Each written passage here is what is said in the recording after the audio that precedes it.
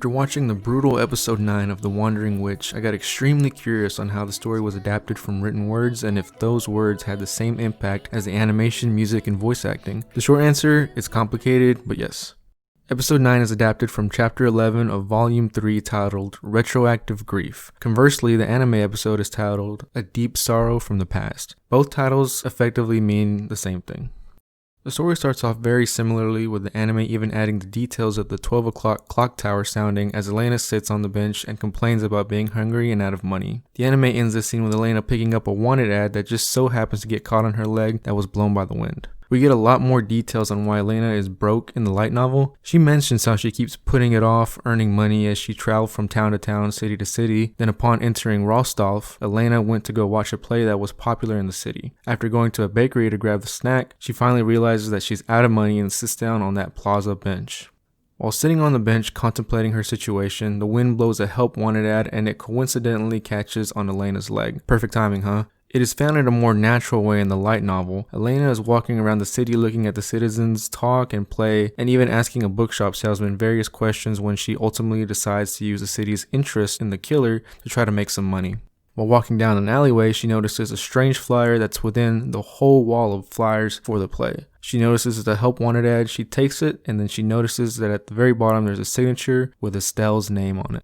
The anime only shows the townspeople for a quick few seconds at the beginning of the episode. Elaina also doesn't interact with any of them on screen. And ultimately, it makes it seem like a normal town that just happens to have had a mass murderer that lived there. Elena's a lot more interactive with the townspeople in the light novel, and we were able to get a clear picture of the vibe of the city. Upon entering the city, the place she saw was one that was based on the 2nd District's serial killer, Selena. Everyone knew her and even would conversate about the play. The salesman at the bookshop that she spoke to told her about a best-selling book that was controversial due to it trying to defend the killer's actions. Lastly, there were people getting excited to be standing in a spot allegedly where a murder had occurred.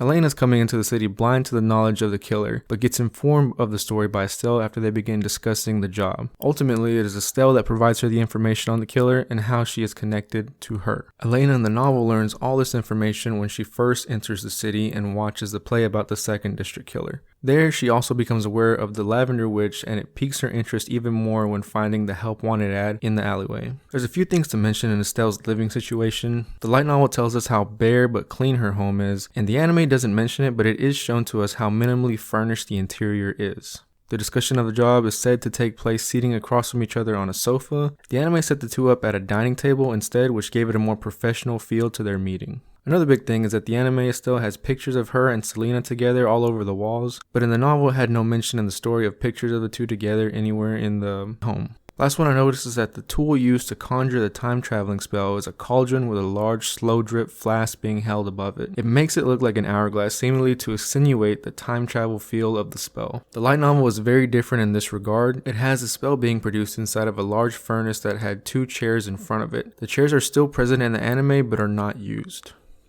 Elaina is shocked to see how much the payment is for the job, which leads her to ask her what she actually must do to earn that sum of money. The light novel has Elaina do the math for us, and it is so much that she would not have to work for 3 years if she had this kind of gold. This just adds even more to the weight of the ending of the episode, where she was so traumatized by the turn of events that occurred that she would rather just escape and get out of the situation than worry about the money.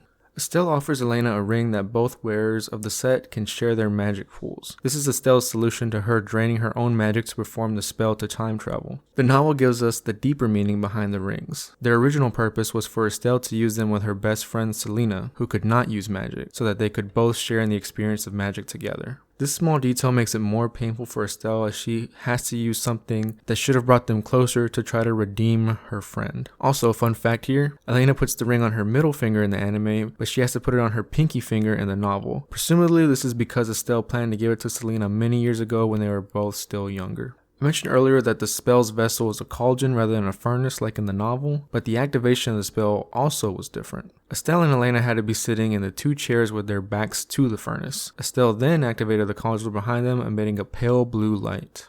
The duo wakes up in the past in the town plaza. The date is confirmed through the newspaper Elaina picks up and by the construction still being done on the clock tower. Estelle then informs her that they only have 1 hour and they get right to business. Our team wakes up in the same room where they performed the spell in the novel version. Elaina can't really see a difference, but Estelle assures her that this is how the room looked 10 years ago. Estelle then takes Elaina outside to confirm the time travel. She sees that all the alley flowers for the play are gone, shops have different names, and the flowers are different colors than they were before, and then many other small details about the town.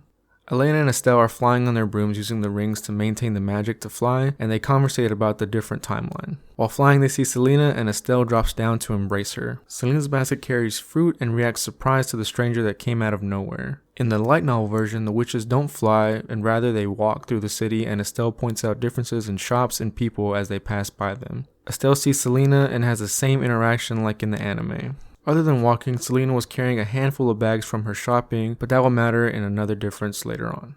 Estelle convinces Selena's parents to leave the house by claiming she's the past Estelle's sister. The parents are quickly convinced and led away by Estelle. Elaina waits in the alleyway reciting Estelle's words to her describing the sequence of events that are planned to happen. Selena's parents in the novel are much more reluctant to leave, but ultimately decide to go with Estelle. Elaina still does wait for the killer, but she is inside the home actually and inside of a closet. While inside, she's able to look around the home, but she's also going over the notes left by Estelle in an officially issued memo pad. There she learns that the murderer robbed the home of all its belongings and repeatedly stabbed the couple. And there's also a note in the pad that the family is fairly wealthy, and it makes it more believable to the public that money was the motivator in this crime. But that wasn't fooling Elaina. Elaina follows the ring's red trail to where Estelle should be located, where she sees Selena in a black robe standing over Estelle and her dead parents. There we get the brutal scene with Selena that we all should have seen by now, and there's a lot to unpack in this one scene. First, the magic sharing ring activates for the first time in the light novel when Estelle is fighting Selena and Elaina is led by it. This is where she's still inside the house and has to leave and go find where the trail is headed. The trail connecting the rings is blue and not red in the light novel.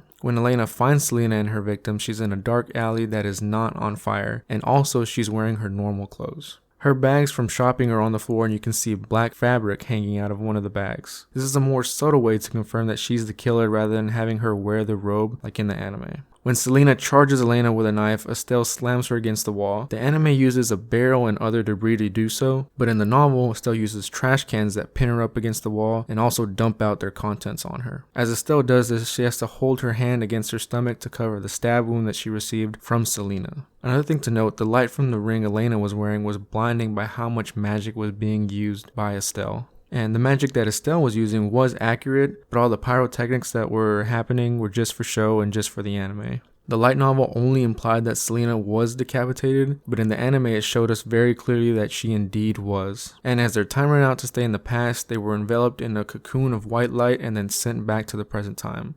Elaina leaves Estelle bleeding in the chair after realizing she lost all of her memories of what just happened. She runs outside, knocking over the bag of gold, and we see that painful scene of her crying on the bench. This is very similar to what happens in the novel. The scene is more drawn out and it isn't addressed whether Estelle is doing okay from her stab wound. Elaina leaves in a hurry but doesn't knock over the gold, but still she does not take it. Elaina still ponders what she just experienced and comes to the realization that she is just a traveler, but one that is inexperienced. This was a huge point in her life where her cocky attitude was forced to take a backseat at the cruelty of the world as she alone was to live with these awful memories. Those are all the differences I could find, guys. Let me know if I missed any. If you enjoyed the video, leave a like and subscribe. I would really appreciate it. Thank y'all for watching, guys. Have a great day, and I'll see you in the next one. Peace.